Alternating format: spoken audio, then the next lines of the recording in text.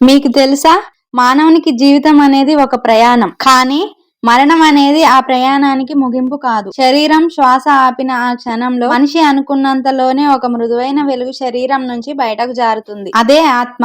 దివ్యమైనది, శుద్ధమైనది, శరీర బంధాల నుంచి పూర్తిగా విముక్తైనది. ఆ క్షణంలో ఆత్మకి విచిత్రమైన నిశ్శబ్దం అనిపిస్తుంది. శరీరం పక్కనే పడి ఉంది, తనను తానే చూసే అనుభవం. ఏ బాధ లేదు, ఏ గొంతు లేదు, కానీ ఒక విచిత్రమైన ప్రశాంతత. శరీరం విడిచిన వెంటనే యమలోకం పిలుస్తుంది అనుకుంటాం, కానీ కాదు.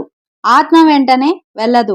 ఎందుకంటే మనిషి భూమిపై ఉన్నప్పుడే సృష్టించుకున్న బంధాలు, ప్రేమ, కర్తవ్యాలు, ఆకాంక్షలు ఇవన్నీ ఆత్మను కాసేపు నిలిపివేస్తాయి. అందుకే యమదూతలు తీసుకువెళ్లే ముందు ప్రతి ఆత్మ తన ఇంటికి తిరిగి వస్తుంది. ఎందుకంటే ఆత్మ చివరిసారిగా తన ప్రియమైన వారిని చూసుకోవాలని కోరుకుంటుంది. వాళ్ళు ఎలా ఉన్నారో, ఏమి అనుకుంటున్నారో, తన వాళ్ళ వారి ఏమి జరిగింది అని గ్రహించాలనే చిన్న కోరిక ఆత్మలో ఉంటుంది.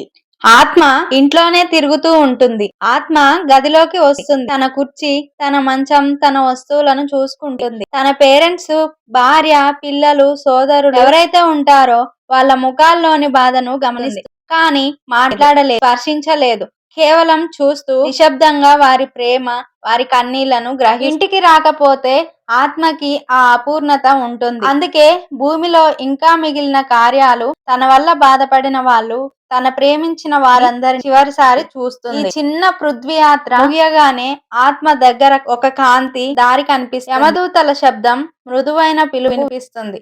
వెళ్దాం, నీ నిజమైన ప్రయాణం ఇప్పుడు మొదలవుతుంది అని. ఆత్మ చివరిసారిగా తన ఇంటిని, తన కుటుంబాన్ని చూసి ఒక నిశ్శబ్ద నమస్కారం చేస్తుంది. తన ప్రేమను వాళ్లకు అందిస్తూ పృథ్వీలోని చివరి భాగాన్ని విడిచిపెట్టి యమలోకానికి పయనమవుతుంది. జీవితం చిన్నదైనా ప్రేమ మాత్రం శాశ్వతం. ఆత్మ ఇంటికి రావడం, ప్రేమించిన వారిని చివరిసారి చూసి వెళ్లడమే ఈ పృథ్వీలోకం యొక్క అసలైన నిజం. ఆత్మ పృథ్వీలోకం నుంచి యమలోకానికి వెళ్ళటానికి భూమి మీద ఉన్న తన కుటుంబ సభ్యులు ఏమేం కార్యక్రమాలు చేయాలో ముందు వీడియోలో తెలుసుకుందాము. అంతవరకు నా ఛానల్ ని సబ్స్క్రైబ్ చేసి లైక్ చేయండి. ఓం నమః శివాయ అని కామెంట్ చేయండి.